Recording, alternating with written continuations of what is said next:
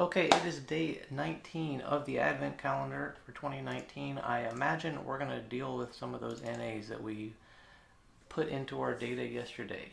That is exactly what it looks like we're going to do.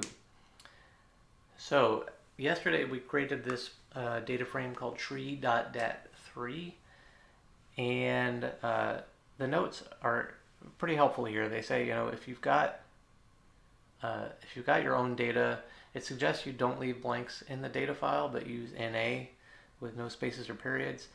I don't know if I agree with that. Usually R is pretty good at understanding that blanks are NA, but it might depend on how you're entering your data. Okay, so today's instructions say that we're just going to exclude any rows that include NAs.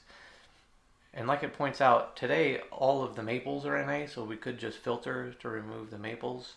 But instead we're going to use a more generic function called na.omit.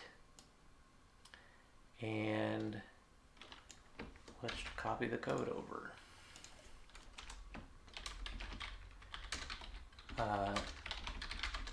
NAs are something you're going to deal with a lot with real-world data. Okay, so if we run that, again, I've still got everything loaded in. Hopefully at this point, we've been doing this for a couple of weeks now.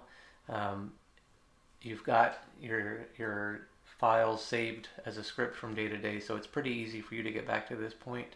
If not, you're going to have to go back and just sort of step through some of the basics like reading in the tree data and everything else. I'm going to kind of skip past that because I hope that we're all up to speed on that by now. Okay, so I still had this tree.dat3 created from yesterday, and we're going to run this new object tree.dat4, which we're going to assign as na.omit tree.dat3. And so if we look at na.omit, it pretty much just says drop out anything that has an NA in it, any row that has an NA.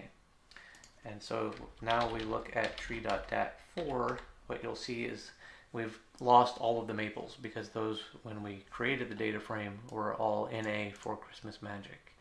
And so the na.omit will drop any row that has any NA value in it in any column, right? So it's very aggressive at getting rid of NA values.